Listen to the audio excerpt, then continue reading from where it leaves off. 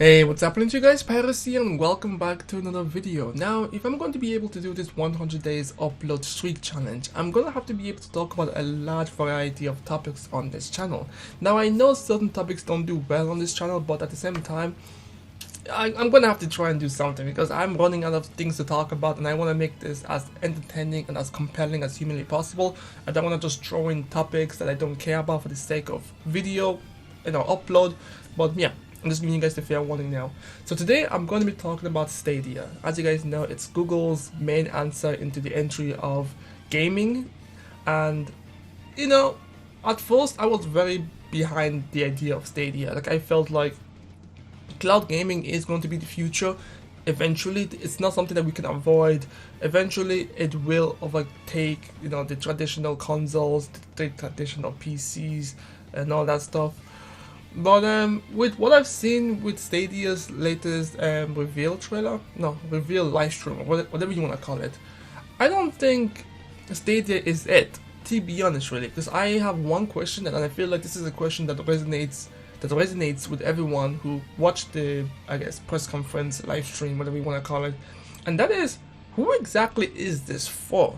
Now, I'll give myself an example. I'll use myself as an example in explaining to you what I mean by when I say who is this targeted for. Essentially, for me, I have a PC, a very powerful PC. I have a Switch, I have a PS4. I play on my mobile phone as well. I don't own an Xbox because there's nothing on the Xbox. I'm sorry, but I am what you would consider a hardcore gamer.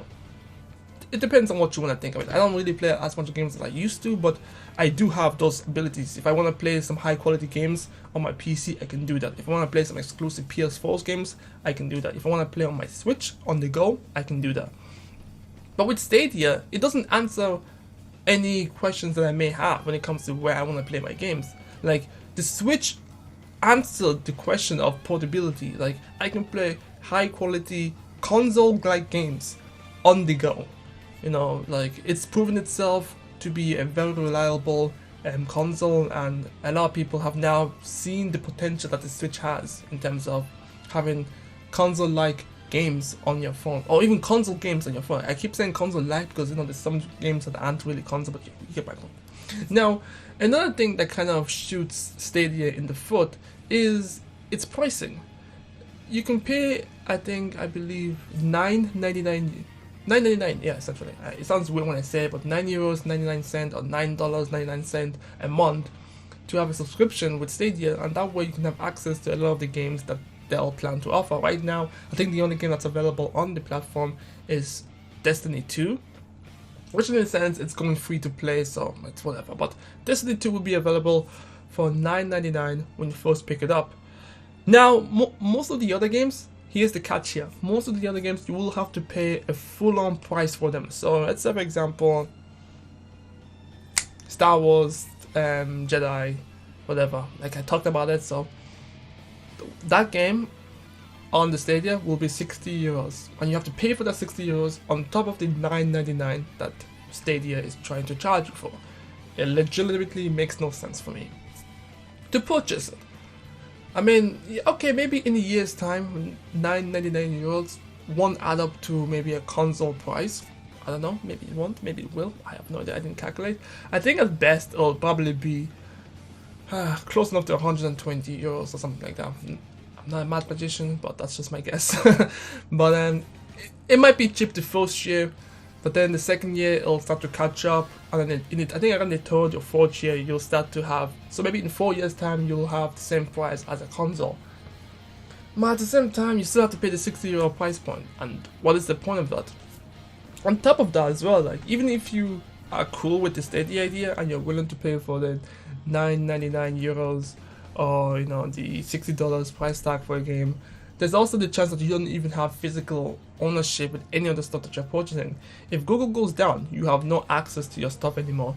If the internet goes down, you can't even play your games anymore, because let's face it, once the internet goes down, you'll start to realize that everything that you have in your house is completely useless. Everything these days is now super dependent on the internet, so the internet needs to be freaking stable for you to enjoy what you're purchasing. And let's get actually to the point of the internet. Not every country has the best internet connection, so already already it's alienating a lot of the countries and its potential to use Stadia. I know, like, if you want to play 720p, you have to have at least 10 megabytes per second. I think it's an upload stream or download speed. I don't know which one it is, but I think it's download speed. I believe it's download speed. And around 35 megabytes download speed to enjoy 4K, I believe. Yeah. So already, you know, a lot of countries that aren't really good with the internet connection in their area are already going to be alienated. And on top of that, I also saw this article that says that, you know, in a day, 64 hours of pure Stadia 4K gameplay will take up to 1 terabyte of you know, yeah, download capacity. So some internet providers have download capacity, like how many I guess megabytes, gigabytes, terabytes that you can spend in a month. So some companies, some people already screwed right off the bat. So for me, I have the unlimited one, so it doesn't really factor to me. But overall, Stadia is something that I'm still confused on as to where its place is in the gaming spectrum of things. But Google is not stupid. That's the thing. I feel like people keep forgetting that Google isn't that dumb most of the time.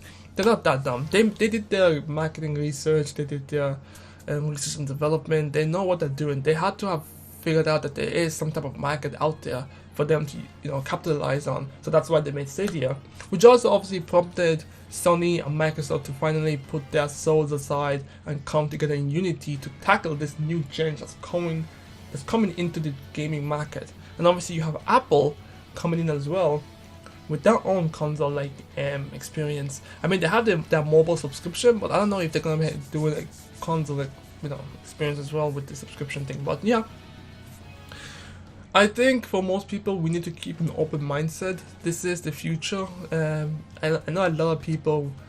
I know back then when music used to be on CD, the idea of downloading it on your phone was obviously massively rejected because people think, who's gonna really do that? A couple of years down the line, we all stream our music. The idea of having a CD for your music is now something for old people, is how we kind of put it. Yeah, something with the video cassettes that we used to have back in the old days, before DVD came in and completely took over. Technology is always there. Like, we'll see the first introduction, we'll always ask the same question: where is its place? Will it take over something? And then before we realize it, it becomes the norm. So that's just my thoughts and opinion on it. I will keep an eye out on Stadia and see where this goes. But for now, it's an interesting thing. But anyways, I'm Pyros. Thank you so much for watching. And if you enjoyed the video, make sure to hit the like button. And also don't forget to subscribe and ring the bell. That's another thing I need to keep remembering to say. And yeah, I'll catch you guys next time. Peace.